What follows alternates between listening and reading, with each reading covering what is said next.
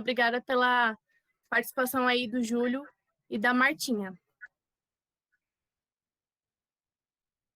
Bom, quem agradece sempre é a gente. Tá? Vocês estão conseguindo ouvir bem?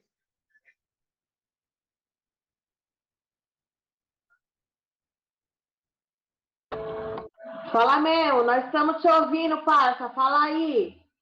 Nossa. Muito bem. A Marta falou para eu começar, mas é importante a gente denotar o seguinte, né? O assunto vanguardas europeias, ele é um assunto que ele é tratado no Enem na área de códigos, tá? De códigos e linguagens, porque ele vai abarcar a parte literária, a parte artística, né? Eu é que me intrometi na história e resolvi contar a parte histórica disso tudo que está acontecendo, porque é muito importante que a gente entenda quando a gente está tentando construir um currículo que ele esteja decolonial, ou seja, que ele esteja fora daquela construção ocidental normativa que nós vivemos, que tudo é estudado pelo viés europeu, a gente precisa entender por que nós chegamos até aqui. Então, eu quero tentar aproveitar esse momento que a Marta vai apresentar muitos conceitos importantes aí, especialmente para nós brasileiros, que pega uma parte transitória entre a mudança do Brasil Império para o Brasil República, a abolição da escravatura, a formação de uma nova sociedade brasileira. É muito importante que a gente consiga relacionar esses acontecimentos europeus com tudo que vem acontecendo aqui, né? E aí, isso entra naquela parte que a gente fala de você ter repertório para construir redação, para construir argumentação das suas respostas, né? Através de um repertório amplo, que você seja capaz de ver uma coisa, mas entender outra, ter um estranhamento de olhar sobre tudo que ocorre ali. Beleza? Então, a gente partindo destes princípios aí apresentados, a Martinha vai começar a apresentar a aula e eu vou dando os pitacos junto com ela. Beleza, mana? Fechou. Galera, para mim é uma honra estar participando, porque tem muitos professores melhores que eu e vocês me escolheram, cara, que legal. Então, eu gosto muito porque tem bastante ex-alunos aqui. Então, o que eu sou, eu aprendi muito com vocês. Então, vocês traziam coisas à aula, e até hoje os alunos que ainda são da nossa escola, né? Eu aprendo muito com vocês. Então, a maioria das coisas que eu vou dizer são que vocês também me ensinaram. E aí também é uma honra fazer parte com o professor Júlio, que é um dos caras que manja muito, além de manjar muito de história, manja muito da vida, né? Ele é um cara mais generoso que eu conheço. Se seu carro quebrar lá na praia, ele vai te buscar. Se ele vê um aluno largado aí na rua, ele pega e põe no jipe. Então, esse cara é maravilhoso. Então, é uma honra também fazer parte com ele. Eu tenho certeza que ele vai falar muito mais que eu, porque eu nunca vi uma pessoa que gosta de falar, né? Fala mais do que tudo. Então, a aula é de arte, vanguardas europeias, que é o top 10 do Enem, mano. No Enem, a única coisa que cai de arte, cai outras coisas, né? Você analisar verbal e não verbal, mas o top 10 do Enem, FUVEST nem tanto, mas o Enem são as vanguardas europeias, certo? E aí, eu vou tentar apresentar aqui. Então, eu começo. É isso, Júlio? Então, vamos lá. Então, a ideia aqui, na última aula, quem acompanhou, deixa eu ver, apresentar. Tarará. Na última aula, vamos ver. Já estou conseguindo compartilhar, será, com vocês? Sim? Agora sim. Valeu. Não apareceu não, né? Apareceu? Beleza. Na última aula, vocês estão vendo aí, certo?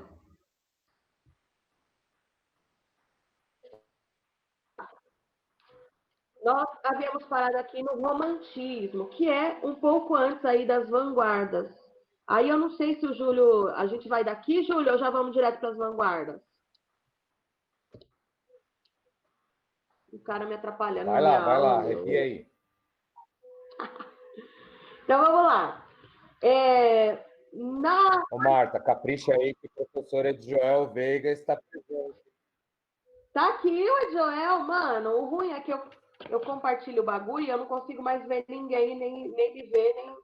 Mas que da hora, amigo de Joel, que honra, parça, é nóis, hein?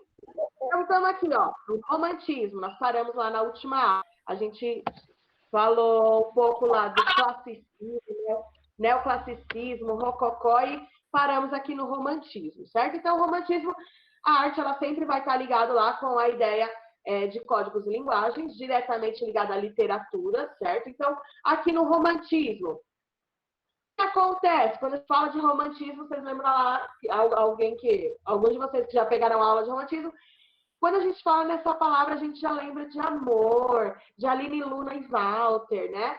De abrir a porta do carro. Só que não, gente, o romantismo, na literatura e na arte, ele não vai falar só de amor. Ele vai falar de outras milhões de sentimentos, e principalmente na literatura e na arte, vai falar de medo, morte, horror, guerra. E aí, quando a gente está aqui junto com o Julião, a gente vai falar de guerra, Primeira Guerra Mundial, Segunda Guerra Mundial. Os artistas estão vivenciando isso.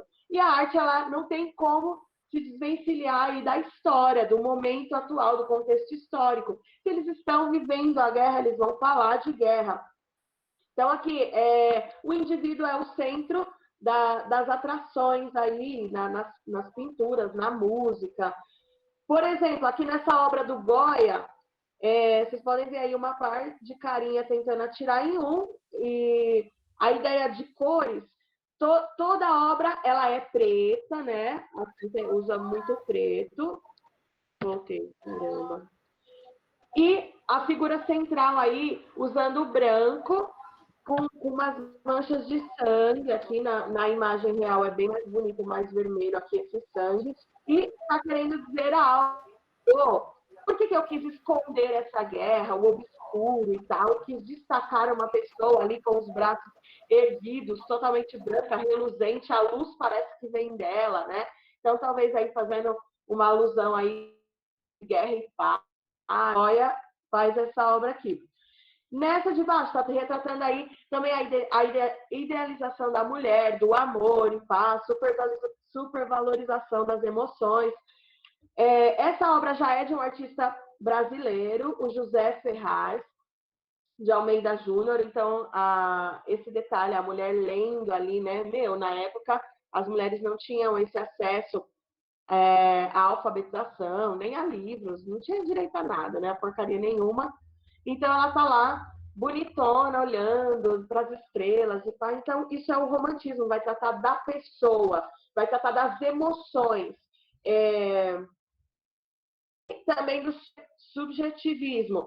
Cada artista que ele ia colocar o seu eu na obra. Então, ele vai falar do olhar dele, e tô nem aí para o que as outras pessoas vão pensar. Então, é muita emoção, certo? Na literatura, fazendo um gancho aqui que não é muito minha praia, mas no romantismo na literatura, a maioria dos escritores, eles acabavam até... o índice de suicídio entre eles era muito grande. Eu aprendi isso com o professor Nildo, aí uma dessas lives, que foi muito interessante, porque eles falavam muito de sentimentos, de amarguras e tal, certo? Então, entendemos romantismo, não só amor, vários sentimentos, essas paradas. Para ir rapidão aqui no realismo, que é uma oposição a esse romantismo. Então, aqui no realismo, como a própria palavra diz, realismo, vamos falar da realidade. A realidade muito triste do trabalho, a realidade do sentimento da pessoa. Essa obra aqui do Courbet, que é esse cara aqui fazendo essa expressão, ela também se encaixa lá no expressionismo que a gente vai falar daqui a pouco. Ele está mostrando a angústia de fato. Olha aqui, eu sofro de fato. Isso aqui foi um escândalo aos olhos da burguesia, porque mostra cenas de trabalho. Então, as pessoas ali colhendo, plantando, pá. A burguesia chocou muito a ideia do realismo, porque estava, olha, vamos mostrar as coisas lindas, os sentimentos que traz no romantismo, e aqui é a realidade nua e crua, certo? Então, o caráter de denúncia das desigualdades sociais, mostrando aqui, ó, então interpretava tanto as cenas reais de, talvez aqui essa mulher peladona, gente, não sei, né, coitada da bichinha, trocando ideia com dois caras, assim, a realidade, né, talvez da época, e enquanto uns estão trabalhando, outros estão fazendo lenha. E, por exemplo, aqui no teatro, que é mais ainda minha praia, começa-se a ideia de quarta parede, que nas nossas aulas a gente desenvolveu aí. A ideia da quarta parede é tratar no teatro aqui, uma caixa preta. Então, uma, duas, três paredes. A ideia é criar uma quarta parede para que o ator fique diferente do público, não tenha relação com o público. Para que o público sente, e aí no teatro até hoje tem muitas... esse teatro tradicional ainda usa a quarta parede. Quando você senta, uma história está acontecendo lá e outra história está acontecendo aqui com você. Não tem interação com o público nem nada, né? Então, isso surge aqui no teatro no realismo. E a luz da plateia é apagada, que nesse tempo, antigamente não era, mas o realismo, então, para criar, a plateia não existe, só está acontecendo essa realidade aí no palco, né? Quando vem depois a ideia do teatro épico, que quebra essa quarta parede, a interação com o público, aí nós estudamos o teatro do oprimido também de Boal, que tem essa ideia de fazer uma coisa só, de falar, a gente é ator, é uma história, mas estamos juntos aqui na realidade, né? Então, mas aqui ele cria tipo um universo paralelo. Nós não somos vocês. E aí, vanguardas europeias, que é o top 10 do Enem, ou vanguardas do século XX, ou os ismos da arte. Então, cubismo, futurismo, expressionismo, impressionismo, abstracionismo, dadaísmo, fauvismo, e esses ismos todos, certo? Então, agora eu vou parar um pouco aqui, ó, interromper compartilhamento, e deixar o nosso professor Júlio dar início aí no contexto histórico do final do século XIX para o XX. Vai lá, Julião, é com você. Não sei se parou.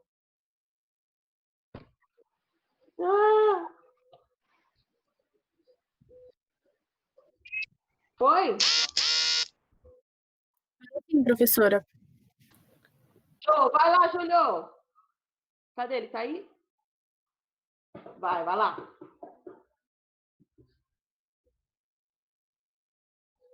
Júlio, foi fazer cocô? Ele saiu. Tá bom, então eu vou começar, certo? Ele saiu depois a gente mamou. Oi? Voltou, será? Eu tô te zoando aqui, Júlio. Voltou. Fazer cocô, meu.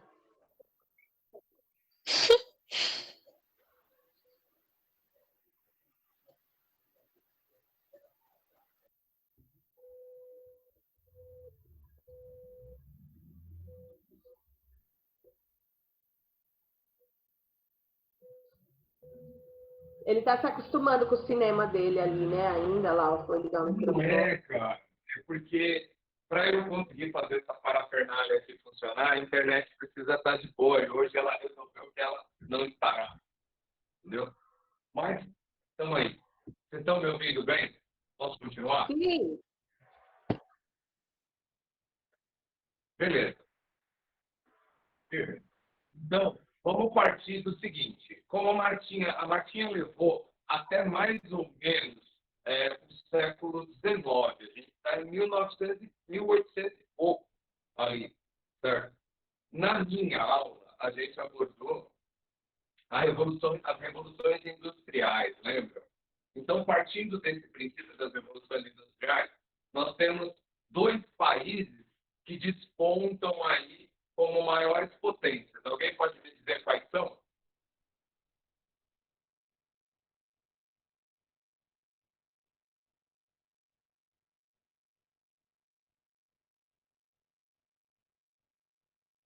Sim.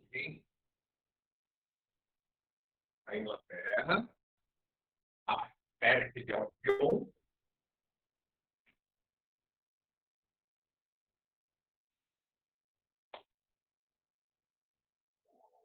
Pesquisa na internet, gente. É brincadeira com isso. Reino Unido também, não foi? Reino Unido é Inglaterra, que o Felipe acabou de citar aí. Ah, ok. Gente, Revolução Industrial. Vamos fazer assim, eu vou recapitular rapidinho. A Revolução Industrial ela tem como ponto de partida a Inglaterra, por conta do dinheiro que ela acumulou com os cursos, com a colonização da América, né?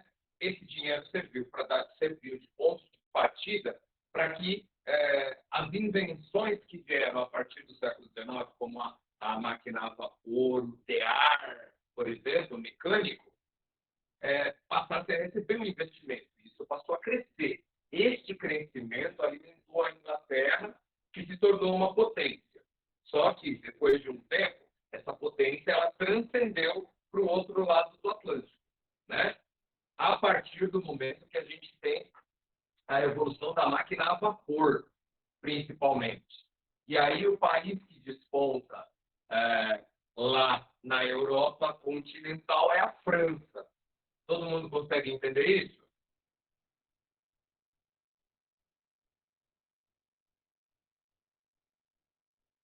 Beleza.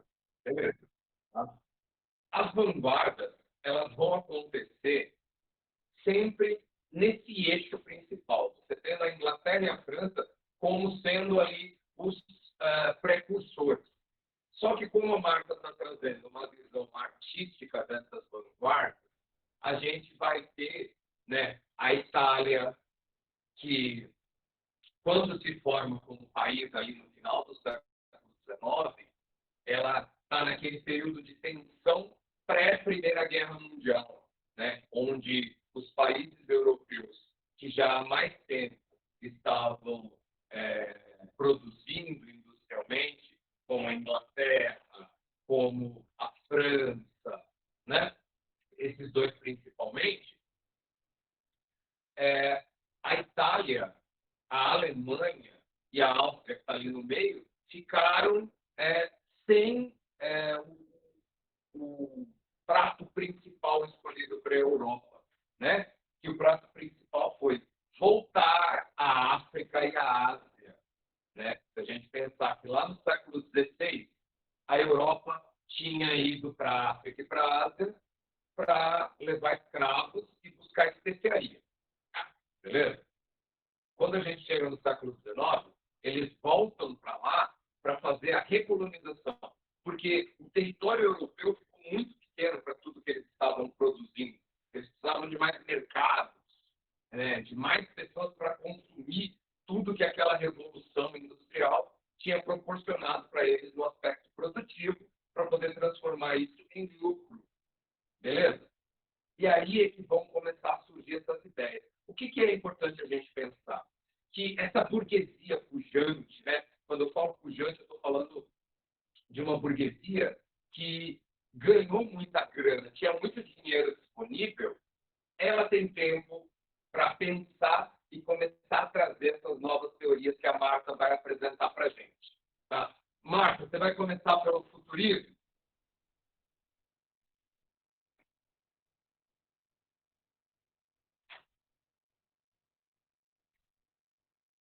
Marta? Digo, pelo impressionismo, vou começar aqui. Você vai começar por onde? Pelo impressionismo. Impressionismo? Então vai lá. Isso. Beleza. Vamos lá de novo, galera. Então vamos lá, ó. Vanguardas europeias. Quando eu gosto muito de trabalhar com a etimologia da palavra. Quando a gente pensa em vanguardas, aí eu costumo falar assim, ó, vamos guardar o que nós já aprendemos, né? Aqui, uma ideia artística. Pô, na arte aqui está tudo acontecendo, mas eu quero guardar o que eu já tenho, mas eu quero avançar. E o termo, de verdade, ele vem pensando na ideia de quem andava à frente dos guardas mesmo. Então, as tropas de choque, aquelas paradas que, no nosso ver, as tropas de choque. Então, quem anda à frente dos guardas, quem está à frente, tudo que é movimento vanguardista, toda vez que você escutar a palavra vanguarda, é o que está à frente do seu tempo, certo? Então, os ismos e tudo mais, beleza. Então, a ideia aqui, vamos começar pelo impressionismo. E aí, pensando na palavra. Toda vez que eu não sei, nossa, o que é impressionismo? Eu vou pela palavra. Que palavra me lembra? Me lembra impressão. E aí pelo Monet, ele que foi o criador do impressionismo, desse termo impressionismo. Lembrando que a ideia de vanguardas é como uma onda na arte. É um movimento que a gente chama de movimento de onda.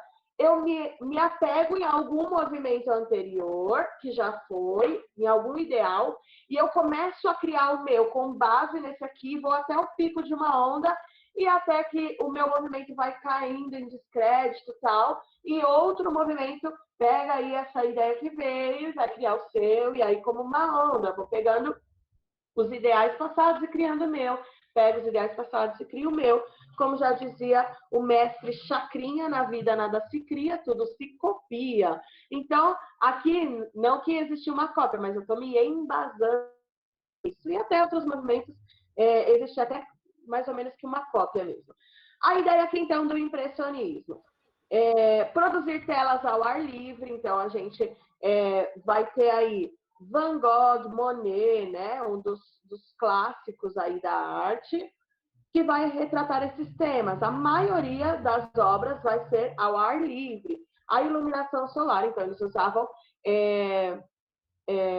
a ideia do sol na obra. Então, por exemplo, essa menina com a sombrinha do Monet vai mostrar essa ideia, por exemplo, de luz e sombra, né? Essa brincadeira de luz e sombra. Então, tá aqui ela fazendo essa sombra. Até a ideia do raio do sol aqui refletindo. Sempre eles retratavam essa ideia de como... Gente, acho que tá tendo tipo um fluxo aqui na minha rua, um barulhão, mas vamos tentar. Então, a figura sem um contorno nítido, a mulher da sombrinha aqui, quando a gente aproxima, que eu não consigo aproximar legal, eu faço uma bagunça aqui, vai mostrar, não dá nem, quando a gente aproxima, não dá nem para ver tanto o rosto dela, é meio que desfigurado, tal, porque só mostra essa ideia dos contornos, certo? Aqui, ó, mistura das tintas diretamente na tela. Gente, A Noite Estrelada, que é um dos clássicos do Van Gogh aqui, não sei se vocês conhecem a história dela, mas o Van Gogh, ele era considerado um pintor perturbado, com esse termo mesmo, perturbado. Então, ele ficou internado até num hospício, e A Noite Estrelada foi criada no hospício. Então, enquanto ele estava dentro de um hospício, observava a calada da noite, observava ali a ideia da madrugada, ele foi retratando da janela de um hospício. Então, quando a gente vê essa obra física mesmo, bem aproximada, existe essa ideia de mistura diretamente na tela, porque ele pegava a tinta e jogava lá e já misturava essas cores juntas, então ela tem uma espessura grossa até, de tanto ver, aí é só uma curiosidade, certo? Então, essa é a ideia do impressionismo. Quando eu falar de impressionismo, a impressão do artista sobre aquele momento. Então, a ideia de luz solar, eu tô à tarde, então como que é uma obra à tarde? Como é uma obra à noite? Então, a impressão do artista, certo?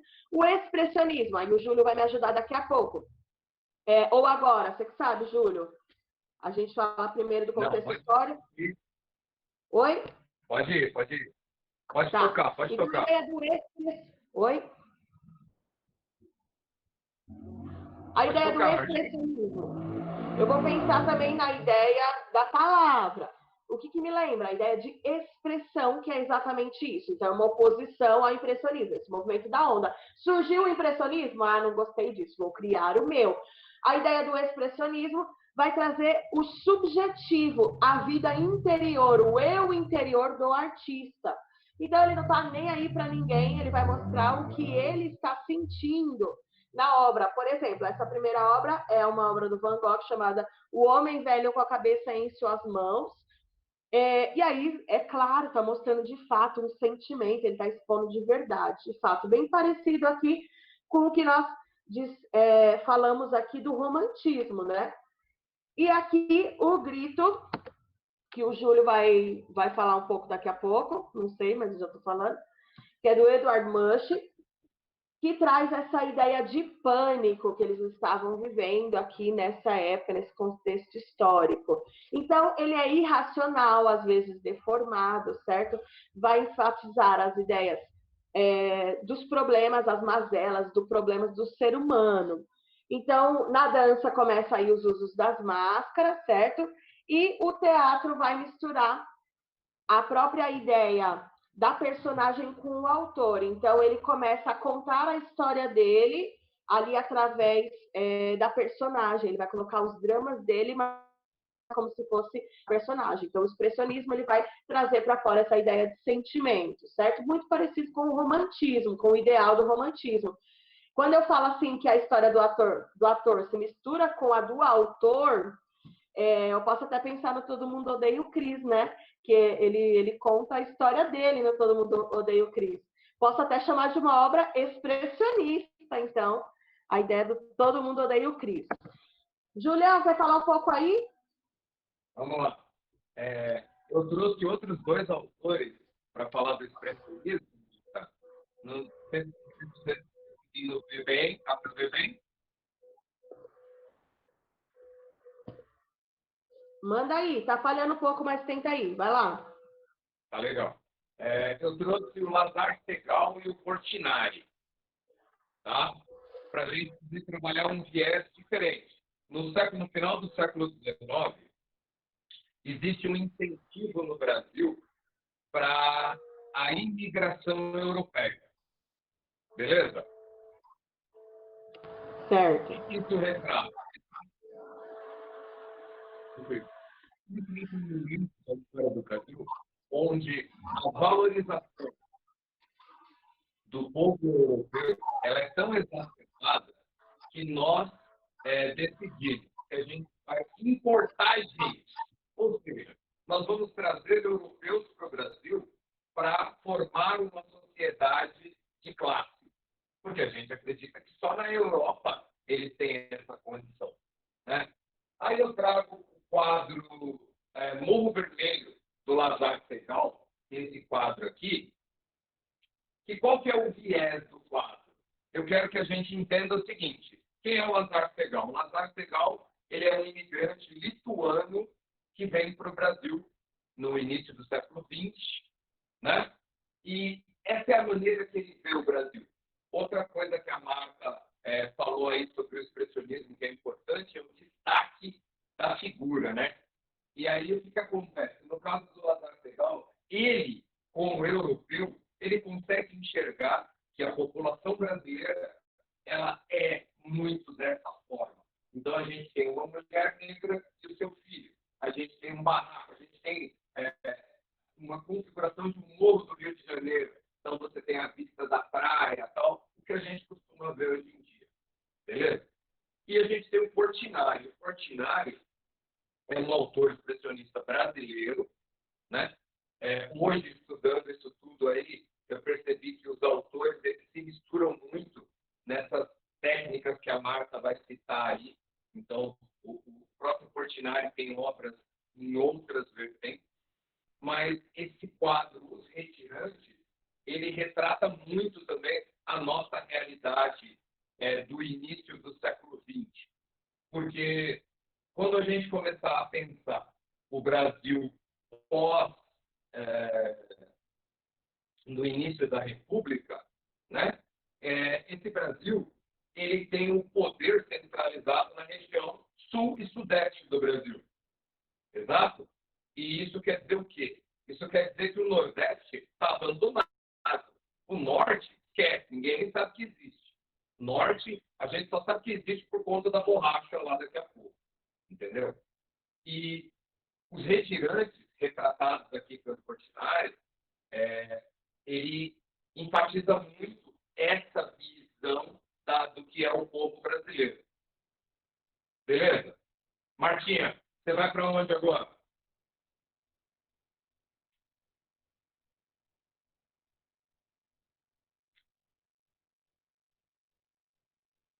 Martinha? Tô tentando ligar a bosta do microfone. Consegui, vamos lá. Então, olha lá, muito interessante a visão aí que o Júlio traz de dois. E depois o Lazar Segal, ele fica até com, depois da Semana de Arte Moderna, que eles são depois considerados também artistas modernistas, né? Eles não participam da Semana de Arte Moderna, mas depois eles são considerados artistas modernistas. E até eu me convido para a próxima aula, ó, já estou me convidando aí para dar uma aula sobre modernismo, e eu e o Júlio junto de novo, ou não, né? Ele fala demais, é zoeira. E agora eu vou aqui, amigo, eu vou para o fauvismo. Você acha que eu continuo ou você vai falar mais? Não, continua, porque eu quero seguir de onde para onde você for. Tá bom. Tadinha, tô te zoando, tá bom? Não fica chateado não, amigo. Para de mimizir, é zoeira. Ó, então olha lá. E os retirantes, gente, ele já caiu uma vez no Enem para fazer uma associação com um texto que trazia a ideia de... como que é mesmo quando os caras vêm de outro lugar lá? Me ajuda aí, Júlio. Quando uma pessoa ela mora em um lugar e vai para outro, eu esqueci o nome. Tá, então. Valeu, Júlio. Alguém me ajuda aí, vai?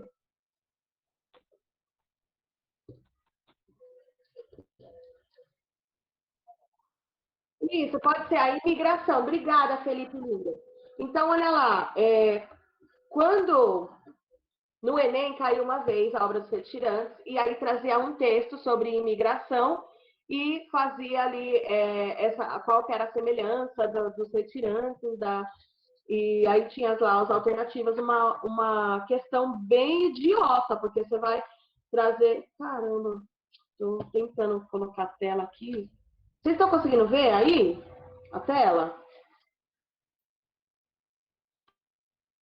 Ah, tá, beleza. Obrigada. E aí eu tô parecendo... Não tô conseguindo falar e mexer no bagulho. Mas então, aí trazia, em um dos anos, caiu a ideia dos retirantes também. Fazendo do verbal e não verbal juntos e o que eles significavam, qual que era a semelhança entre os dois. Beleza, vamos lá para o fauvismo, ou folvismo. Então, a expressão, lembrando sempre da ideia da palavra, o que fauvismo vai me lembrar? Pô, professora, me lembra talvez, sei lá, fauna, né? Então, a ideia vem do inglês les faunes, que significa as feras. Então, fauvismo, eu vou lembrar sempre da ideia de selvagem, de fauna, de selvagens. Como assim, professora, selvagem? Então, você vai pensar na ideia de cores, de muitas cores, e umas cores não tão... que deixam as pessoas naturais, que deixam a obra natural. Não tem nada de natural, é selvagem. Então, um dos principais artistas aí é o Henri Matisse, que essa obra é a principal do fauvismo, que se chama Madame Matisse, dizem até que ele resolveu fazer um autorretrato dele, mas dá o nome de Madame Matisse, talvez aqui representando o próprio artista em forma de mulher, certo? E aqui você olha e você fala assim, pô, o rosto dele é meio verde, tem uma parte no meio que é quase meio que um verde escuro, de um lado amarelo, de um lado meio bege. Então, essa ideia de exploração de cores. Quem teria um rosto verde? O cabelo dele é tão preto que é quase azul. Então, quando eu falo de fauvismo, vai ser essa explosão. Cores puras, sem misturas, cores vibrantes. Então, essa também é do Henri Matisse, a ciranda, e aí também vai trazer essa ideia. Pô, vai usar um fundo azul com os carinha laranja, então, cores vibrantes. Essa também, então, olha lá, eu destaco as pessoas. Tem uma mulher que está quase verde, aqui a mão e o pé também quase verde, e a ideia de cores puras e natureza morta também, certo? Então, buscava apresentar assuntos alegres, as pessoas conversando, então, uma obra mais interessante, certo? E para quem nunca viu e não conhece o termo, Quando eu represento flores, frutas, em cima de uma mesa, assim, se chama natureza morta. Também no fauvismo era representada a ideia de flores e frutos, certo? Então, fauvismo, vou lembrar de feras de cores fortes, selvagens. E aí, o abstracionismo. Então, quando eu falo, me explica o que é abstracionismo, aí você acha um pouco difícil. Fala, nossa, professora, o que é algo abstrato? Então, algo sem forma, não representacional. Algo que você vai dar uma olhada e você não vai identificar de cara. Não, que legal, esse quadro aqui é um jacaré fazendo isso. Não, não necessariamente. Então, vai usar aí também de geométrico, né, de formas geométricas. Existem dois tipos de abstracionismo: o abstracionismo lírico e o abstracionismo geométrico. No abstracionismo lírico, a gente destaca o Kandinsky. Por exemplo, essa obra aqui que tem traços, círculos, que é um objeto não identificado. Aí você olha e você fala, professor, para mim é uma coruja. Ah, não, para mim é um monstro, sei lá. Cada um, o olhar do público é a ausência de objetos reconhecidos. Então, o olhar do público, o olhar fica bem subjetivo. Você olha e você que identifica o que você acha que é. Então, isso é o abstracionismo lírico, que vai trazer essa ideia da intuição, do artista ir lá e jogar as tintas, tal. A liberdade artística, beleza. Já no abstracionismo geométrico, vai tratar a ideia de racional, valorização da reflexão intelectual, a formas geométricas, talvez até a ideia de matemática. Ó a aluna aí, hein? Ó a Aline Luna. E aí, o artista que se destaca no abstracionismo geométrico é o Mondrian. Essa obra aqui do Mondrian, tem esse quadrado aí vermelho, quadrado azul, amarelo, ele ficou bem conhecido no ramo da moda também, porque vários designers de moda utilizaram essa obra do Mondrian. A Louis Vuitton, se eu não me engano, utilizou essa obra do Mondrian, certo? E essa aqui do meio é do Malevich, que o nome dessa obra é Quadrado Negro. Aí você vai falar, professora, você tá tirando, meu? O cara é artista e vai fazer uma obra dessa que se chama Quadrado Negro e a obra é um quadrado negro. Ah, você tá tirando.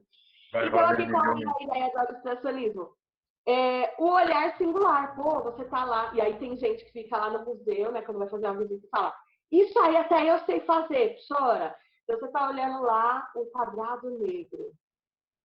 E fica lá na pausa dramática.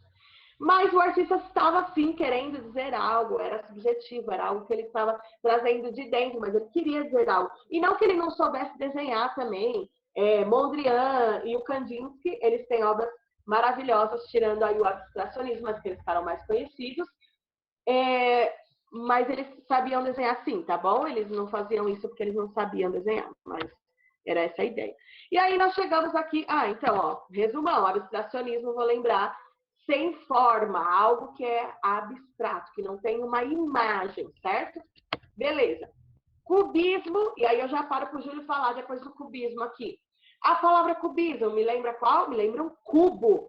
E aí, gente, o cubo, quando eu falo de cubo, eu vou pensar tipo num dado, né? Cubo mágico, aquela ideia de um dado, assim. Que é olhar em uma ou mais dimensões. Duas ou mais dimensões.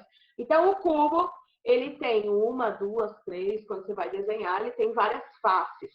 Até, se você observar aqui atrás, eu, professora Marta, fiz uma obra cubista na minha parede. Olha, vai, chama.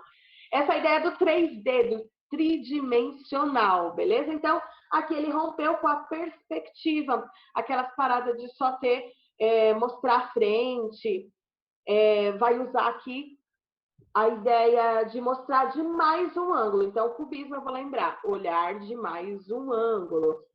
E aqui imitando quase uma escultória, dando as esculturas. Essa obra aqui foi a que deu início ao cubismo, que é do Pablo Picasso.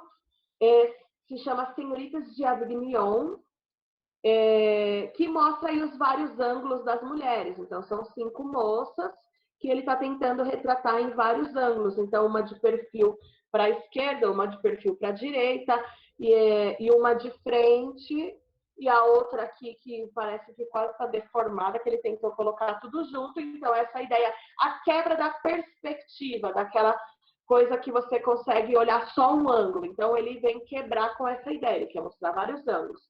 Então, aqui o George Braque, Pablo Picasso, e até a Tarsila do Amaral, aqui no Brasil, fez algumas obras aí utilizando formas geométricas, nessa ideia do cubismo, de mostrar aqui, ó, essa aqui de cima, da Tarsila do Amaral. Então, nessa obra, ela tentou mostrar aqui o nível, o primeiro plano, o segundo plano e o terceiro lá em cima. Então, mostrar outros ângulos, certo? Essa aqui é o Homem com o Violão, do George Braque, que ele tenta mostrar aí o violão, mãozinha e tal. E esse é o autorretrato do Pablo Picasso, que ele deixa bem marcado aí a ideia de frontal, quase que lateral. Então, ele está mostrando todos os lados do rosto. Vai lá, Julião, quer falar alguma coisa aí do cubismo? Tá na parede, Martinha, dá pra ver aí? Conhece esse cara aí? Peraí, Fio, que eu não consigo ver nada quando eu tô nesse bagulho aqui. Vamos lá. Ah, boa! Essa, ó. Genial! Guernica. Pablo Picasso. Alguém sabe me dizer o que o Picasso quis dizer ou em que momento esse quadro foi feito?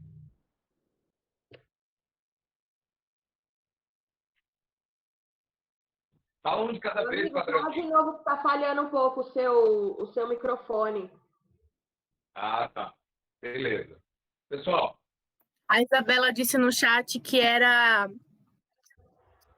Guerra Espanhola. Guerra Espanhola. A Guerra Civil Espanhola. Muito bem. E o que é importante a gente entender sobre a Guerra Civil Espanhola? A Guerra Civil Espanhola ela foi um laboratório do nazismo. Alguém já ouviu falar sobre isso?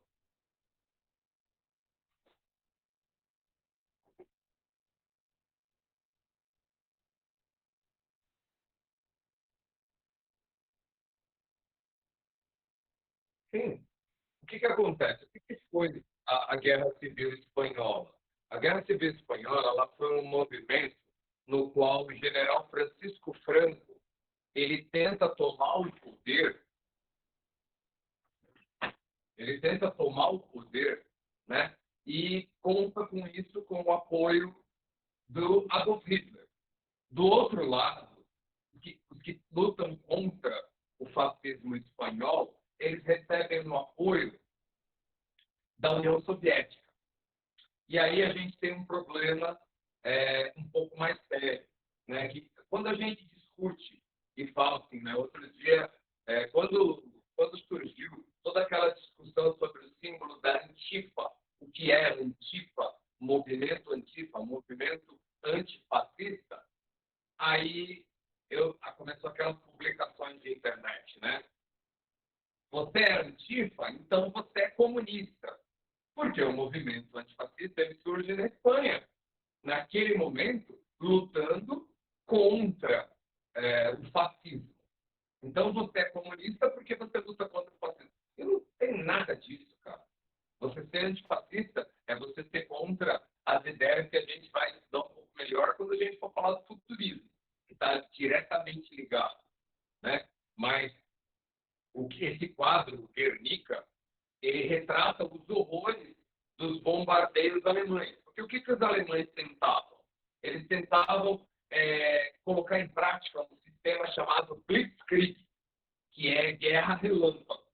Um ataque simultâneo por terra, mar e ar, de maneira que não desse tempo do inimigo reagir. E eles foram testar isso na Espanha, né? Para a gente entender. Quando fala que a guerra avança a tecnologia, é exatamente isso, né? Os laboratórios de guerra são os campos onde elas acontecem. E a Guernica é o retrato disso, porque a cidade espanhola de Guernica ela foi totalmente destruída durante essa batalha, exatamente para atestar o poderio alemão. Beleza? Mas alguém tem alguma dúvida? Todo mundo conseguiu entender o conceito? Não. Show, Júlio. Então, Guernica, ela também caiu no Enem, não sei em qual edição, mas ela também trouxe a ideia aí, era uma questão, tipo, perguntando sobre a estética dessa obra, nem foi tanto pela... O meu tá cortando, será? Não, pode falar. Tá. Então, nem foi tanto a ideia da guerra em si, da guerra espanhola, que o Pablo Picasso resolveu retratar. Mas... Ah, eu tô tentando aqui... O Júlio que estava cortando aqui, o Jean tá falando. Mas ele trouxe a ideia da estética da obra, que trabalha a ideia de monocromático, certo? Então, toda vez que eu escutar, pô, o que é um monocromático? É quando o mono vem da palavra e cromático, aí você fala, nossa, eu vou cromar a roda da minha bike. Então, quer dizer, você vai pintar ela mais ou menos de prata, cinza, né? Então, a ideia de monocromático que o Pablo Picasso usou na obra da Guernica, quer dizer o branco, o preto e o cinza junto. Então, sem muitas cores. Já que eu estou falando de guerra, de dor, eu vou colocar aí. Se quiser a questão, ela está na mão, Martinha. Não entendi, amigo. Se você quiser a questão do Enem, ela está na mão. Ah, que legal. Quer... Lê aí, amigo.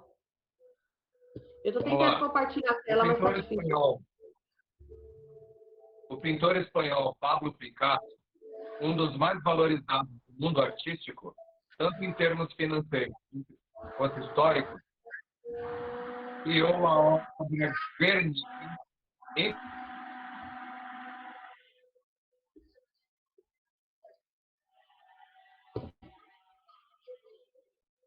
Amigo, tá falhando muito seu microfone. Vou ir continuando aqui, beleza, galera? A internet do Júlio hoje tá zoada, mano. Tem que pegar do vizinho. Olha lá, tá me escutando aí? Estão vendo a tela? É? Ok, beleza. Valeu, Fê. Olha lá, então a ideia aqui de dadaísmo. Outra vanguarda, outro movimento vanguardista. A ideia aqui de... Oi, alguém falou? Brutal. Oi, Marta. Oi, amigo, fala aí. Vocês estão Pode continuar. Tá cortando um pouco. Letra C, uso das formas geométricas. Então, mas vocês conseguem ler? Porque eu acho que tá bem claro, não tá? Espera aí, amigo, que eu tô...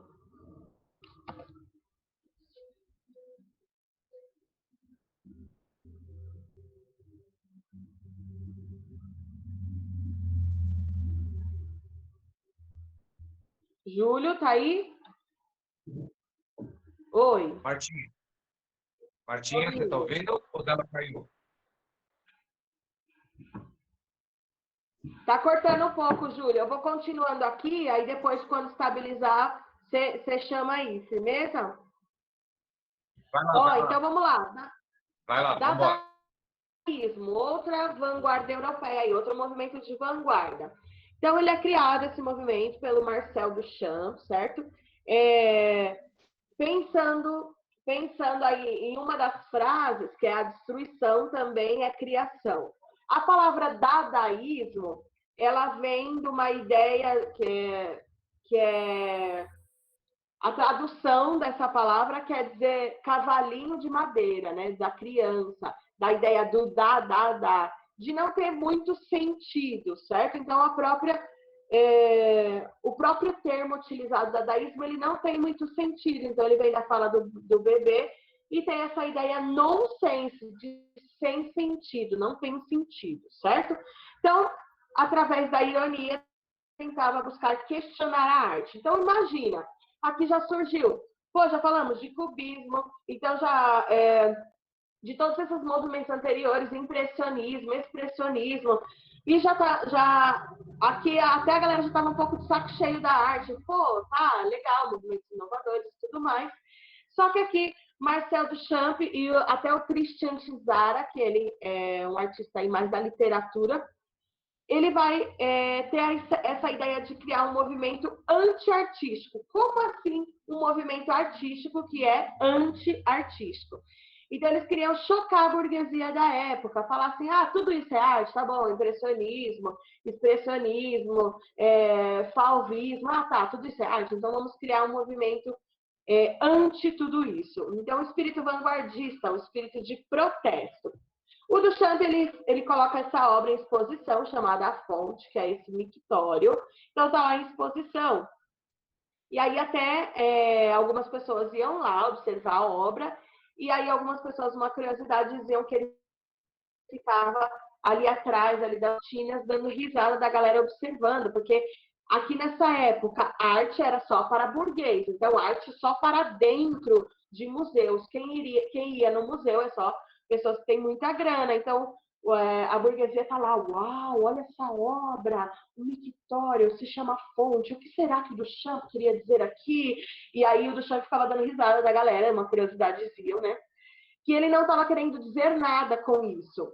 Então queriam falar, nossa, será que, né? E tinham vários pontos de vista, e ele estava zoando, ironizando a arte. Então tudo é arte? Então vamos ver aqui se tudo é arte mesmo. Então eu vou zoar com vocês aqui. E aí tem a Mona Lisa de bigode também, que é do Marcel Duchamp. Então ele pega um clássico lá do Renascimento, do Leonardo da Vinci, e ele cria aí esse bigodinho e essa barba, e embaixo está escrito aí, ó, Eliane Chante, quer dizer, talvez, algumas pessoas diziam, talvez ela não seja uma mulher, ou também aí, na própria tradução, falava assim que ela tem o rabo quente, isso que ele queria dizer também, né? Então ele estava zoando mesmo a arte. Então vocês querem... ele tinha a ideia do anarquismo, do niilismo, que o Júlio vai ajudar a gente, certo? Então, uma rejeição ao nacionalismo e uma crítica ao comunismo e ao capitalismo. Então, os ideais dadaístas também era trazer obras do cotidiano, objetos do cotidiano. Essa obra aí da roda e do banco. Então, ele queria... Esse é o Duchamp aqui, sentado do lado da obra. Ele queria trazer a ideia também de objetos do cotidiano. Então, dizem também que ele começou a levar para fora dos museus. Então, a arte não só uma arte centralizada, burguesa, para a elite, mas para todo mundo, para fora do museu. E ele começou a pendurar algumas bicicletas no metrô, e aí trazer essa atenção, que a arte era para todos. Esse movimento ele é anti-artístico, uma crítica e ironia à arte. Fala aí, Júlio. Vamos lá.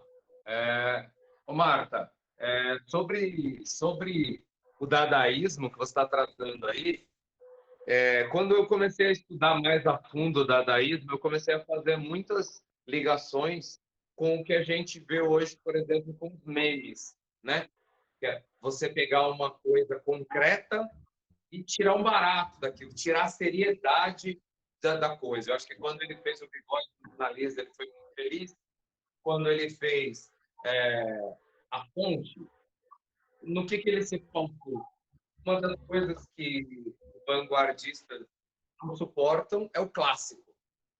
E quando você pega os quadros clássicos, como As Naturezas Mortas que você trouxe, você tem sempre em evidência, por exemplo, um vaso. Então, ele trouxe um vaso sanitário. Entendeu? Então, a gente está entrando numa outra fase da sociedade aí, onde as pessoas vão colocar em descrédito as instituições, historicamente, entende?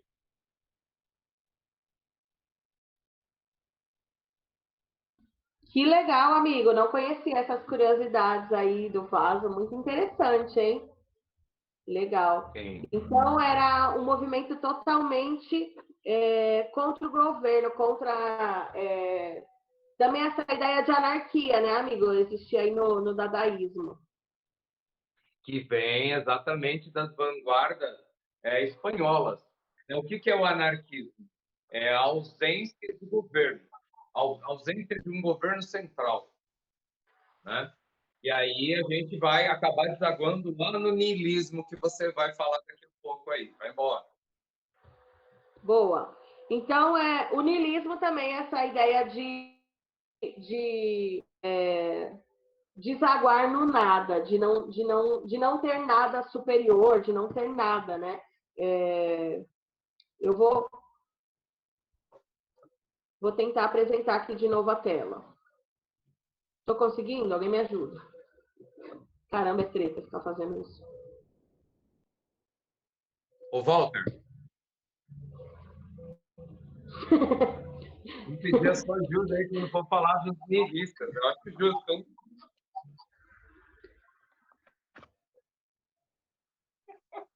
Pode deixar.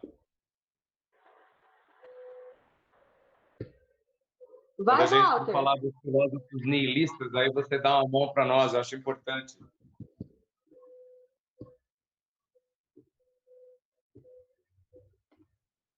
Cadê o Walter? Não vai falar, não?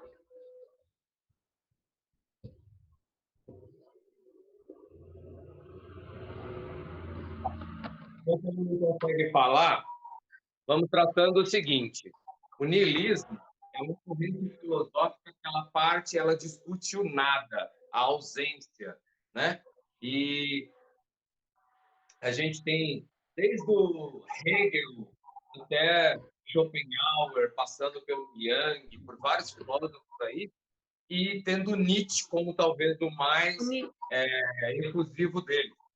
Tá pronto aí, Valtão?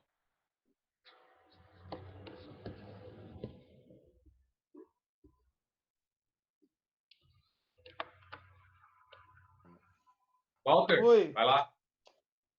Mano, o áudio tá horrível, cara. Então, eu não tô entendendo. Já que você falou do Nietzsche? Niilismo. Coloca aí para nós, apresenta para gente. E do seu mestre Nietzsche. Aspectos aí que você quer? Quais aspectos, Júlio? Nietzsche é muito niilismo, amplo. apresentar o niilismo, a corrente niilista na filosofia. Pode ser pelo Nietzsche mesmo, que é o mais conhecido, Walter. Tá, vamos lá. Tem todo um processo aí, né? Quando você fala de verdades, de certezas, né? Toda a nossa busca, ela tem como foco a completude, né? Todos os seres, eles buscam algo que te faz completo, certo? E Nietzsche, ele vai criticar isso como? Ele vai falar que toda a construção que é social, que toda a construção que visa essa proposta de certeza, de ser feliz, de paz, né? É que toda essa construção ela tem que ser meio que questionada. Por quê? Porque quando você fala esse termo niilismo, não é a mesma coisa que ceticismo. Por quê? Porque o ceticismo você não crê em nada, né? Quando você fala em niilismo, você está falando, olha, eu preciso questionar tudo, né? E a partir de mim mesmo me construir dentro das minhas verdades, das minhas certezas, e aí vem aquela ideia que a Martinha já pontuou aí, né? Que é aquela ideia do indivíduo, né? Do ser em sua essência e sua descoberta, né? Então ele não depende mais da sociedade, dos outros, né? E Nietzsche ele vai deixar bem claro, né, um termo aí também que cai nas provas, que é aquela questão da bengala social, né? Eu dependo dos meus pais, eu dependo da política, do santo, de Deus, de blá, blá, blá, blá, blá. Ele vai falar que isso tudo é uma construção fictícia que você traz para si como se fosse uma verdade, né? Então, quando você fala em niilismo, você está falando de questionar todas as coisas. Deus, seus pais e você mesmo. Para quê? Para que você jogue essa bengala fora e se autoconstrua. Beleza? Top, Valtão. Top. Valeu, jovem. Marcos, você Você é pega daí, demais, Martinho? hein, Walter? Por isso que eu te escolhi para ser meu tutor, hein? Palhaço.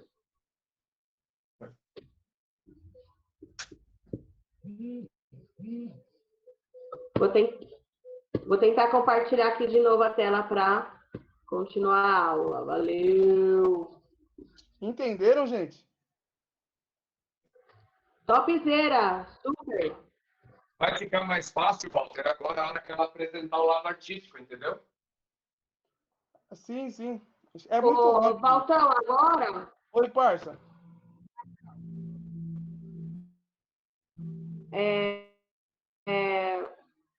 Então a Sigmund Freud, hein? ideia do niilismo na arte, a ideia, por exemplo, da fonte aqui que ele traz, da roda com a cadeira, é o questionar tudo, né? Então, tudo é arte, tudo será que é arte mesmo? Mas era isso que eu queria falar. O Valtão, agora você pode até ajudar a gente no surrealismo, porque a ideia do surrealismo é trazida pelo Freud. Quer nos falar aí quem é um pouco do Freud? Fala aí pra gente. Eu? A parte do Isso, sonho. você, Valtão. A parte Bora. do sonho. Freud foi o criador da psicanálise, né? Ele era médico, né? Acho que ele usava uma droga lascada, né? Mas ele fez vários estudos sobre os sonhos, né? E tem vários casos dele aí, tem vários livros, né, sobre esse tema, mas o grande ponto, ele traz a questão do inconsciente. O que é inconsciente? Ele cria todo um sistema, né? Assim, é que eu vou falar aqui bem básico, tá? Ele cria um sistema bem simples. Ó, ele cria o sistema do id, do ego e do superego. Bora lá. O que é o id? O id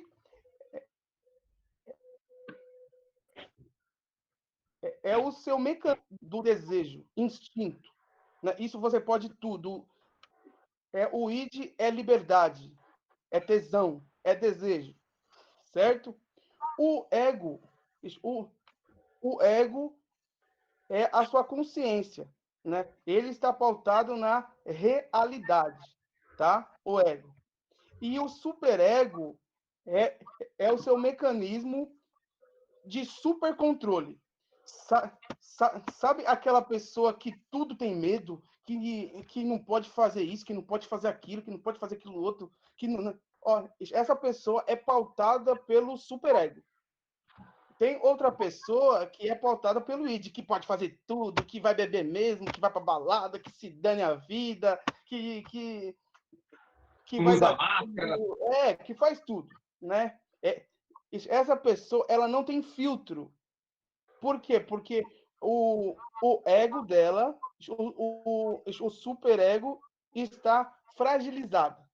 Mas aí eu trago aqui a questão do inconsciente. O que é esse inconsciente? É isso tudo junto. É misturado. Pensa no seu inconsciente, ele não tem filtro, ele não tem regra, né? Os seus pensamentos fluem, né? Junto com seu instinto, é tudo misturado. Pensa os seus sentimentos dentro de um liquidificador. Tá lá, ó, tá tudo bagunçado. Ou seja, isso tudo, né, faz parte, né, do incontrolável. Né? Isso é pré é, é, é pré-existente às regras, à consciência. Beleza? Sigmund Freud. Ah, outro ponto. Ele vai pautar que o nosso inconsciente ele se pontua pelo desejo, né, e pela sexualidade. Por quê? Porque isso tudo cria conflitos, né? Conflitos. Por exemplo, olha, você já sonhou que você está num meio que você está caindo num precipício? Quem aqui?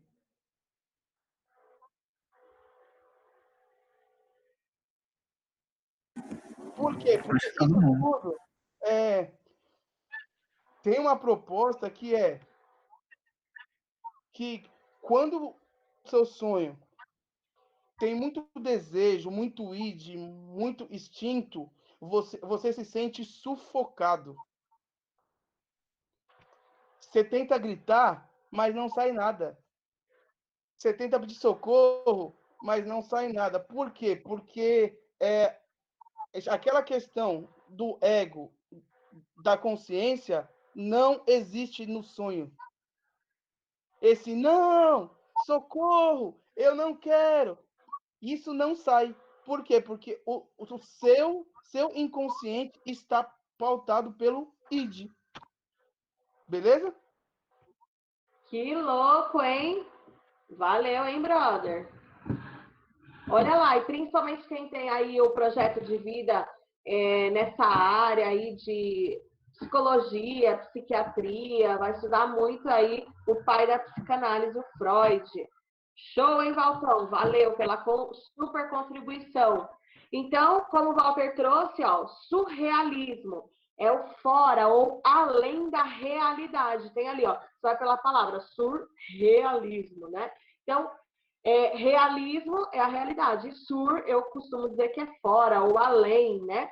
Então, aqui a ideia é os artistas, principalmente aqui, eu destaco o Juan Miró e o Salvador Dalí, René Magritte também, vai trazer esse campo do inconsciente que o Walter explicou para a gente aí, esse pensamento livre.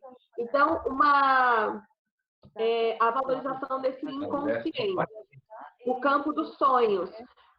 Aí tem obras que são interessantes. Então, o cara, ele realmente retratava o campo dos sonhos.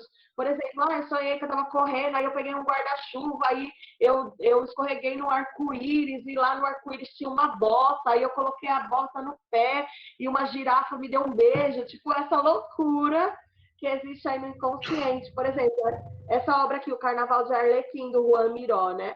E aí você olha e você fala, mano, o que é isso? Tem, tipo, um cara parece que é um diabinho dançando. Aqui tem, tipo, uns bagulho que é aquele negócio de química lá que eles usam no laboratório. Parece que tem uma escada. E, meu, aqui tem um violão com uma música. Então, mano, esse inconsciente, certo? Essa obra aqui, que é uma das principais do Salvador Dalí, que é a persistência da memória. Então, tem esse objeto não identificado. Algumas pessoas falam que parece um elefante, que um cavalo, que tem aí esses relógios caindo, derretido, né? A persistência da memória. Parece que quase que num lugar vazio, num lugar, num nada, parece atrás de umas montanhas também. Então, essa obra aqui do René Magritte, que é Um Homem com a Cabeça de Maçã. Legal, valeu. E também não ficou só na ideia no campo das artes visuais, aí nos quadros, mas também foi para o cinema. Essa obra aqui é Um Cão de Andaluz, que o Salvador Dalí, André Breton também, e a dramaturgia, o Freud também participou da dramaturgia. Então, mostra aqui o Cão de Andaluz, essa coisa do inconsciente ainda. Essa é a cena principal desse filme, desse curta-metragem, mostra essa moça entrando dentro de uma barbearia. Já é estranho, uma moça numa barbearia. E aí ela senta, o cara abre o olho dela e faz aquela cena ali horrível, e passa a navalha dentro do olho dela. Então, e também vai tratar o psicodélico. Como o Walter falou aí, que o Freud usava muita droga, então tudo que a pessoa com base sob o efeito de alguma droga, tudo que vem na mente dela era retratado. E algumas curiosidades diziam que os artistas do surrealismo, eles utilizavam mesmo drogas para eles ficarem mais, que terem mais inspiração. Então, a maioria das obras era feita sob o efeito de drogas, certo? Alguém quer falar alguma coisa sobre o surrealismo? Fora além da realidade, ficou bem claro esse, né? Com a ajuda do Valtão aí. Beleza, vamos para o futurismo. O Júlio vai ajudar a gente. Quem quer falar? Fala aí, pode falar. Hã? Tem alguém aí? Você ia falar, Júlio? Pode levar o futurismo para frente? Pode, vai lá, vai lá. Beleza. É que, assim, quando eu preparei, eu parti... Quando a gente vai contar, assim, a história, é legal, a gente acompanha uma certa cronologia, né? Eu achei muito interessante a forma que a Marta mostrou, porque da maneira que ela trouxe, ela foi lá na frente, voltou, ela pulou 20 anos, voltou 15. Isso é legal, é gostoso trabalhar Porque assim. eu não manjo mesmo. Né? Agora, Dessa o parte futurismo, das datas aí, da história, aí eu deixo para você mesmo. né? O futurismo, ele é muito importante de ser abordado, porque o futurismo ele é a base do fascismo, né? Quando acaba a Primeira Guerra Mundial, aquela nova configuração que a Europa vai tornando, e vamos lembrar que acabando a Primeira Guerra Mundial, a Europa perde a hegemonia internacional. A gente passa a ter um outro país que vai ser considerado a maior potência. Que país é esse?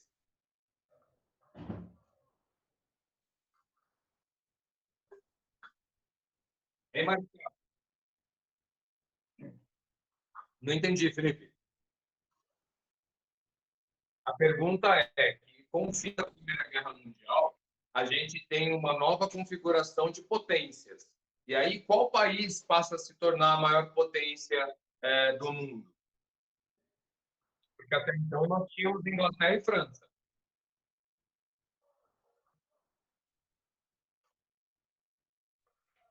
Sim, Estados Unidos. Os Estados Unidos. Porque durante a Primeira Guerra Mundial, os Estados Unidos cresceram muito economicamente falando, porque eles alimentaram a guerra na Europa. E como eles vendiam para os dois lados, eles acumularam muito capital, se tornaram a maior potência. Com o final da Primeira Guerra, eles fizeram um investimento gigantesco para ajudar na reconstrução da Europa. E a Europa ficou devendo para os Estados Unidos. Então, mais um motivo para eles estarem tão fortes econômica, militarmente. Beleza? E na Europa, você tem outros conflitos surgindo.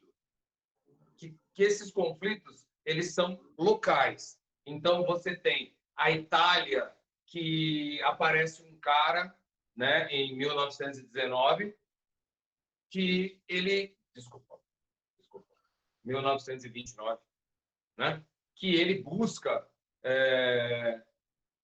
voltar ao classicismo. É muito louco isso, né? Porque o Mussolini, ele queria uma Itália clássica, ele queria um Império Romano de volta. Mas o movimento futurista, ele faz justamente o contrário. Ele quer acabar com o clássico. Ele quer o moderno, ele quer o futuro. Mas a ideia principal do futurismo é que esse futuro tem que vir através da violência. Nós temos que quebrar com as tradições. E essa vai ser a base do que a gente tem no fascismo. Um fascista, ele não quer o debate, ele não quer se sentar e conversar.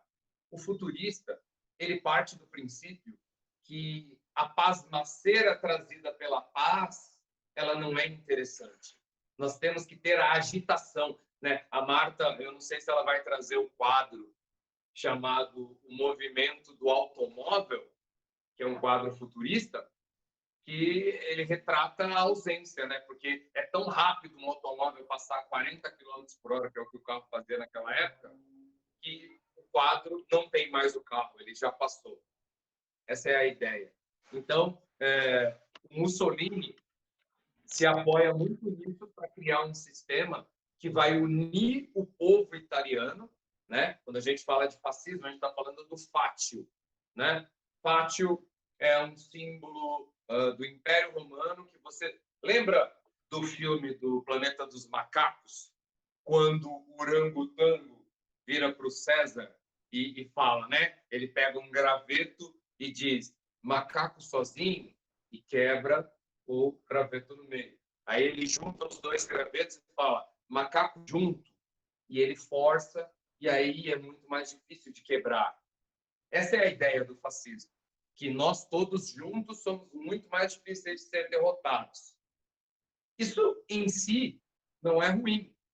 O que é ruim é a ideia por trás disso quando a gente fala de fascismo, que é a ausência de liberdade, de democracia, né? A violência, tudo isso que veio junto aí. Beleza? Martinho, pega a parte artística. Show, amigo. Ó, vou compartilhar aqui. Então, a ideia aqui de futurismo, como a própria palavra vai dizer, vem da ideia de futuro, certo? Então, aqui a obra que o Júlio estava falando do carro, que é as três principais ideias do futurismo. Movimento, velocidade e força. E aí, quem participou dessa aula na escola lembra que a gente faz, né, uma coreografia, movimento, velocidade e força, que era movimento, velocidade e força. E aí, sempre quando falar de futurismo, mais do que futuro, vai falar da ideia da velocidade nas obras, certo? Então, as obras quase que não dá para ver, como o Júlio disse, tem essa ideia de movimentação, de que só passa, né? Vai trazer essa ideia, principalmente nas obras, além do automóvel, que estava aqui, a criação da aerodinâmica, da velocidade, vai também trazer a ideia de guerra. Então, por exemplo, é retratado muito cavaleiros, né, com cavalos. Aqui, essa obra dá até para ver aqui as armas de guerra mesmo e essa velocidade da guerra. Então, aqui, ó, a ligação ideológica com o fascismo, como o professor Júlio trouxe lindamente aí, e a ruptura com o passado. A ideia era acabar com o passado de verdade. Então, foram até organizadas algumas destruições a museus.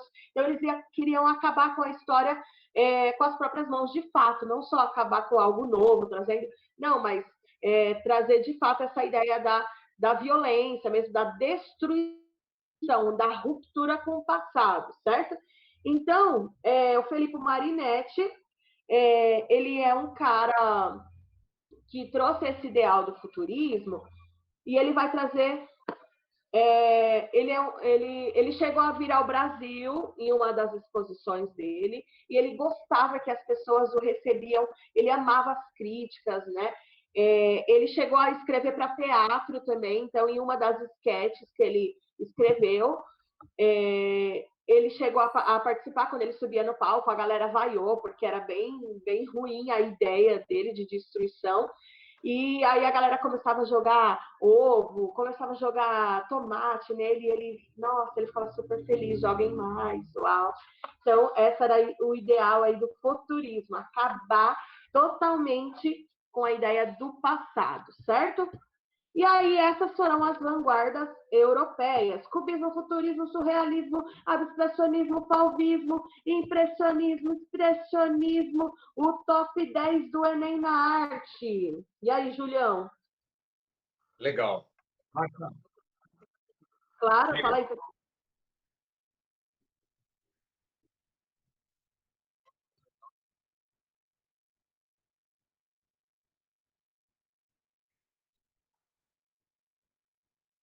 Exatamente, o Manifesto Futurista que o Felipe Marinetti publica com essa ideia de destruição. Chega aí para o jornal, certo? Boa, Felipe, muito bom. Martinha, vou só pontuar agora, porque o que é interessante? Essas vanguardas, todas que você citou, elas são movimentos específicos da Europa. Só que aqui no Brasil, no final do século XIX, nós estávamos sendo banhados pela Belle Époque. Belle Époque é um movimento que surge na França, né? que nada mais é do que o movimento de ostentação da França no século XIX, sacou?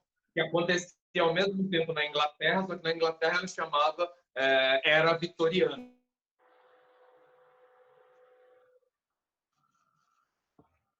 E o Julião travou aí, hein, Julião? Nessa época que o Júlio estava falando também, na ideia da música, né? Os artistas estavam trazendo essa ideia do clássico. Então, até aqueles músicos do romantismo, que Tchaikovsky, Beethoven, então o Mozart, nessa época, então, estava bombando também a música clássica, antes aqui das vanguardas europeias. O Julião travou, não sei se ele volta, hein, galera? Mas então, é isso aí. Se ele não voltar, se alguém quiser contribuir com mais alguma coisa, os ismos da arte e vanguardas do século XX da Europa. Alguém mais? Valtão tá olhando. Fala aí, Felipe.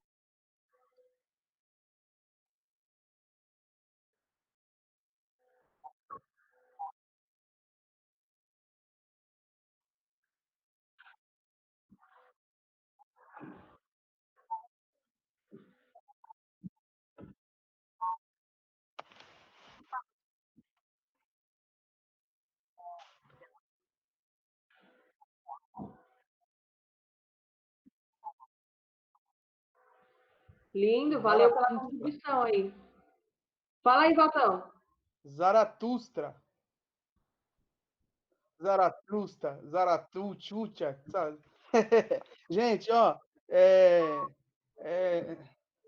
vocês podem perceber que toda a construção, né, dos pintores, artistas, ela tinha um cunho político também. Por quê? Porque toda a criação foi feita pela elite. Toda a forma de pensamento, todos os traços artísticos, tudo o que foi criado tinha um cunho muito político, né? Não é só arte por arte, não. Tipo, implicitamente, né? Tinham formas aí, né? De se postar, né? Por meio da arte, né? Por meio de várias outras práticas aí, né? Mas tudo com o cunho político elitizado para dominação, né? Esse é o ponto, né? Porque Nietzsche ele vai falar aqui, ó, que eu vou até voltar aqui em Nietzsche e eu deixo umas perguntas aqui, né? Por exemplo, o que faz a arte ser arte? E o que faz esses quadros aí eles terem tanto valor? Quem proporcionou isso a eles? Quem proporcionou essa força de lucro, de pensamento? Quem? O próprio povo. Ou seja, poucas pessoas, né, eles criaram, né, uma forma de ser vistos, né, e quando vistos, eles criaram uma outra forma de influenciar o mundo. Olha que bagulho louco, gente. O mundo. Por quê? Porque você pega esses quadros, o mundo todo estuda eles. O mundo todo lê eles. Né? E outra coisa, o mundo todo dá crédito a eles. Por que não as outras artes? Porque nós temos aí arte que vale mais e arte que vale menos. Porque tem aí um cunho histórico também que vai dar mais ênfase à criação da burguesia. Né? Onde que estão as artes, por exemplo, da África, do povo lá da... Cadê isso aí? Onde? Quanto vale? Nós não temos. Por quê? Porque nós estudamos, né? Os livros estudam e dar crédito, né, a um determinado tipo de arte. Por que será? Valeu. Vai lá, Julião. Boa. Perfeito, mano. E, ó, em cima do que você está falando, tem o quadro ali do Brocos, por exemplo, né? Que foi um dos quadros que foi feito para atestar a ideia de que o branqueamento da sociedade era importante, né? Você tem aqui da esquerda para a direita, uma mulher negra, que ela é negra retinta, né? Então ela é provavelmente ou uma descendente direta ou uma africana, e ela tem uma filha que ela já era escrava.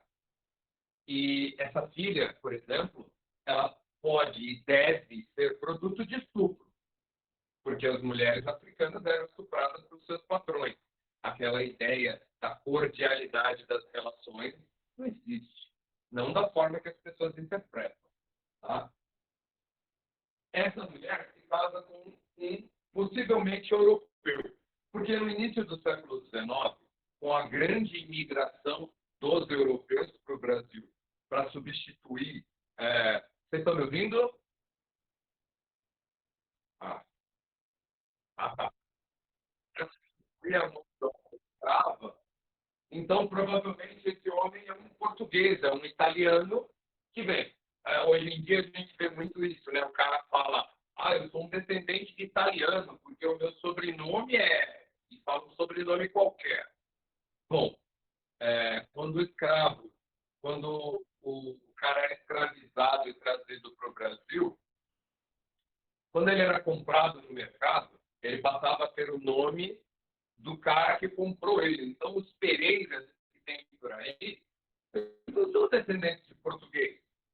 O senhor que comprou o ancestral dele era um Pereira, então ele passou a ser Pereira por conta disso. Ele deixou de ter o nome africano dele, passou a ter um nome de batismo, né? Um nome cristão, e o sobrenome do dono que acabou de comprar essa mercadoria dele. E aí, quando a gente vê a neta dessa mulher, a gente vê uma criança branca. A mulher, ela está em pose de quem está agradecendo, sabe? Tipo o Palmeiras ontem, depois do jogo. Graças a Deus a gente não tomou gol hoje.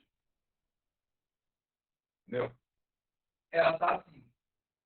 E a menina, ela é uma menina que é a redenção. O nome desse quadro é A Redenção de Cano, que é bem interessante também, porque de onde vem essa ideia?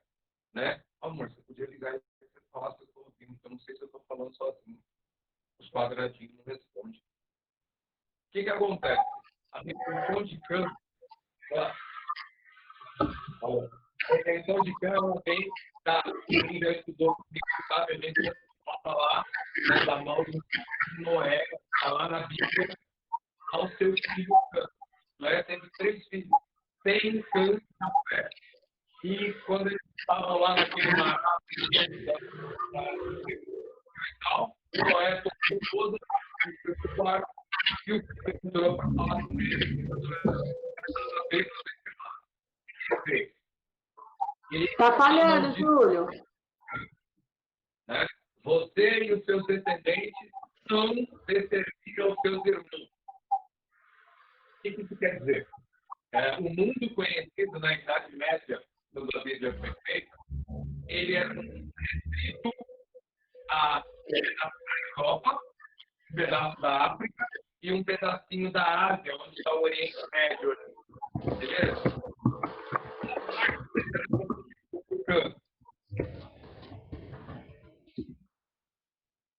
Para ele colonizar.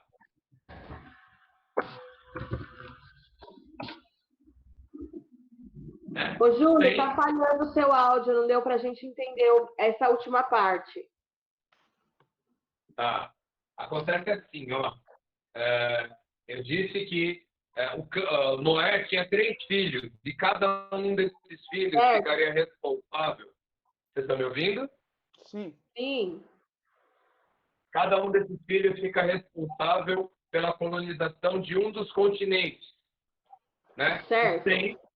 O Sem vai para o Oriente Médio e vai dar origem aos semitas. Né? O Jafé, ele vai ficar na Europa. Europa é o nome de uma deusa grega, né? Então já está ali estabelecido. E o que sobrou para o Cã?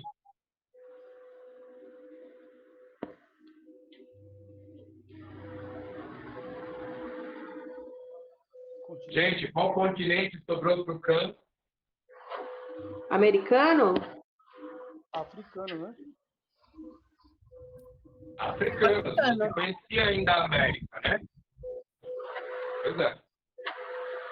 Isso que eu acabei de dizer é exatamente a justificativa que foi dada pelo Paulo Zacarias lá atrás, foi assinado um acordo com Portugal e Espanha, permitindo a escravização dos africanos.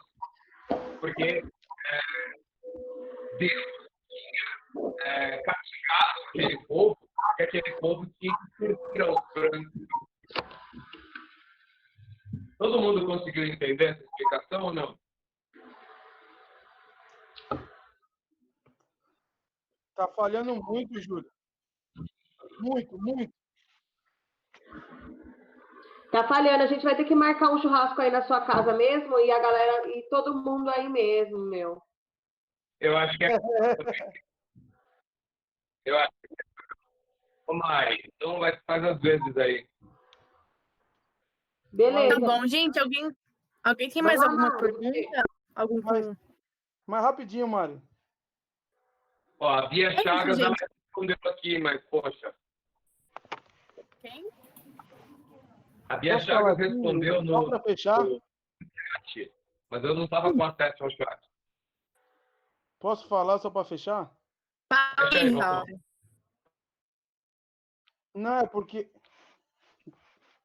dentro dessa perspectiva aí que o Júlio trouxe aí, né, do Sem, Cã e Jafé, né, vocês podem perceber a gravidade de uma proposta, né, o que isso, né, o que isso ocasionou, né, por exemplo, vários pesquisadores, vários estudiosos, eles montaram várias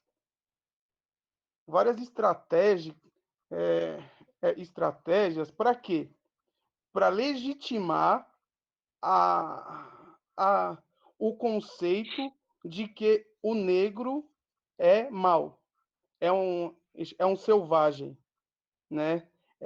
É uma pessoa que é fruto do pecado, né? Que é fruto do castigo, né? Então, essa proposta veio né, ao longo dos anos aí e ganhou forma. Inclusive, eles utilizaram Darwin para quê?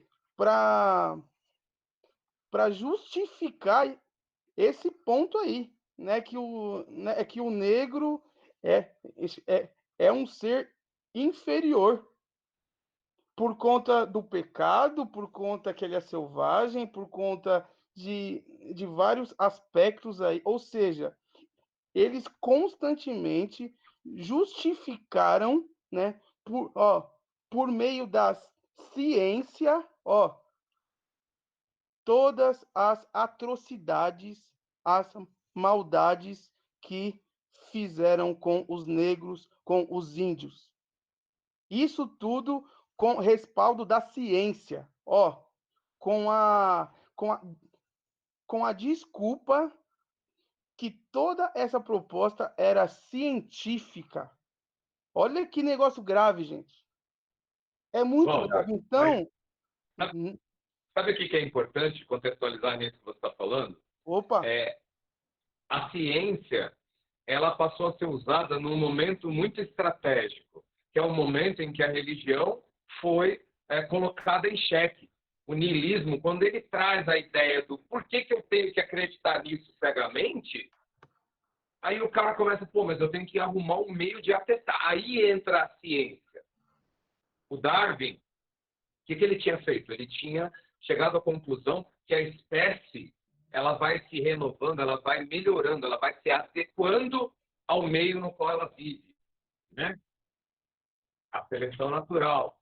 E eles usaram isso. Quando o europeu chega lá na África e bota fogo em tudo e coloca um contra o outro, hoje, quando a gente olha o território africano, todos os problemas que acontecem na África, eu vou virar a câmera para isso. Todos os problemas que acontecem na África são fruto da colonização europeia.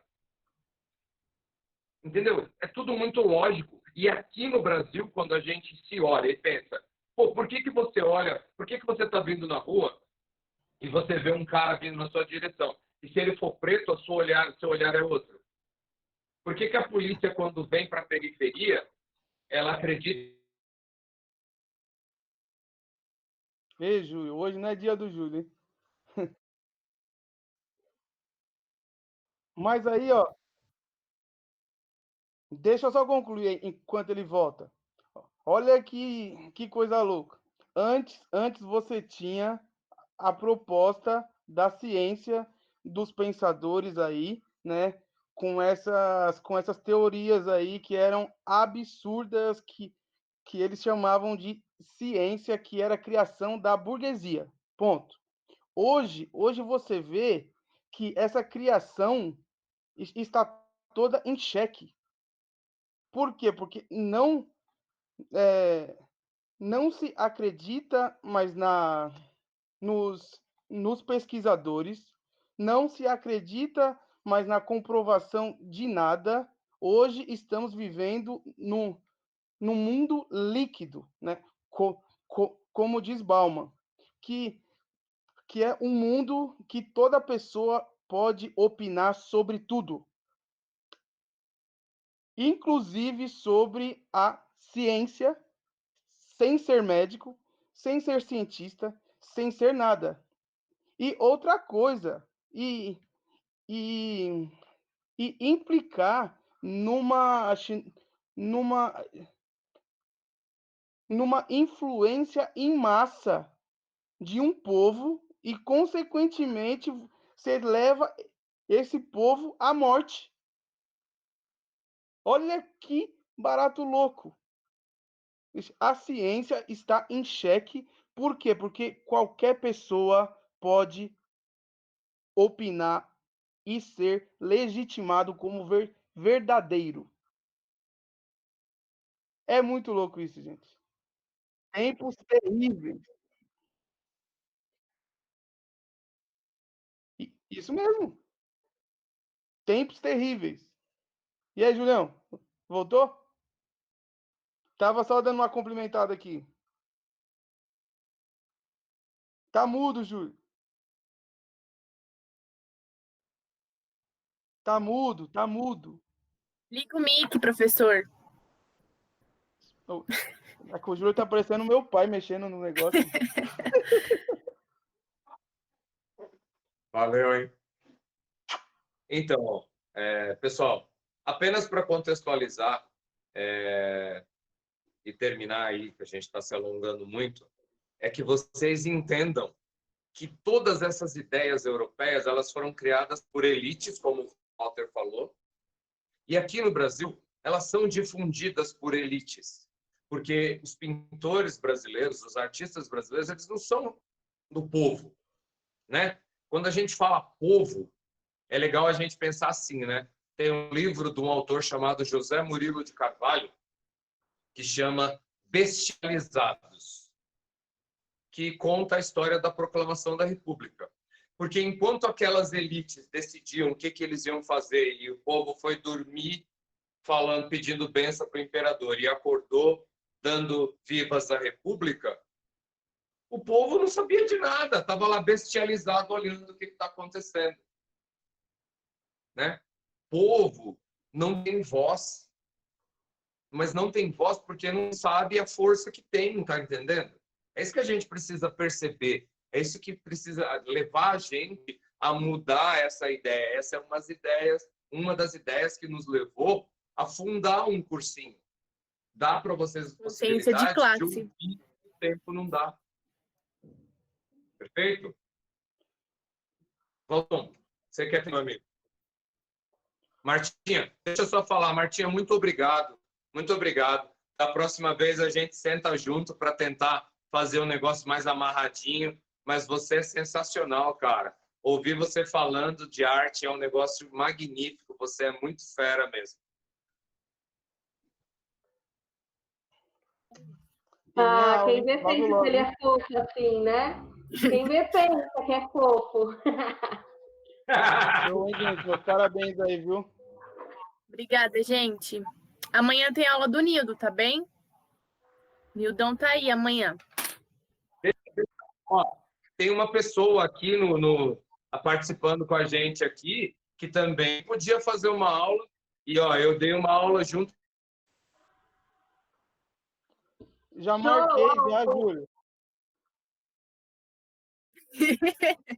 Tadinho, mano. Já marquei com ela já, gente. Ela é show, hein, Mari, também. Top, top. Já vamos marcar já.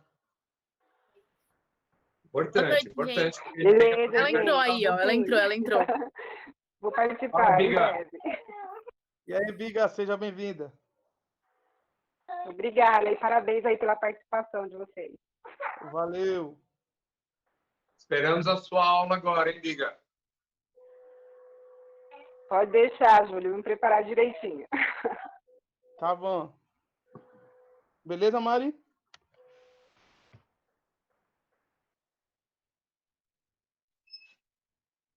Abre o microfone, Júlio. Gente, então, vamos terminando, tá? Valeu, Júlio, valeu, Marta, valeu, Mari aí, valeu as pessoas aí que ficaram, né? Que foi muito produtivo. Eu acho que esse que é o nosso foco mesmo, é construir juntos, né? No bate-papo aí, tá? Para que todos possam ganhar aí em conhecimento, né? E possibilidades aí de um mundo melhor, tá bom? É isso. Valeu, Boa Mari, noite, pode falar aí. gente. É isso mesmo, eu ia falar que amanhã ou depois, não sei, é o Felipe que sabe, a aula vai estar no YouTube. E aí, quem não se inscreveu ainda, quem não conhece, a gente tem um canal no YouTube em que todas as aulas estão disponibilizadas lá. E aí é importante você se inscrever, porque também vai ter live. E enfim, gente. É isso, boa noite. Se inscrever aí para 2 palestras aí, né, que nós vamos ter aí, né, 2 palestras shows aí mesmo, sabe? Então vocês entrem lá, né, no nosso Face e tal, né? Clica no nosso link e se inscreve, que vai ser maravilhoso, tá? Você é muito importante aqui no cursinho, beleza? Isso. Boa noite. Fui. Boa Valeu, noite, pessoal. galera. Valeu. Boa noite. Tchau, gente. Boa noite, gente. Tchau, tchau.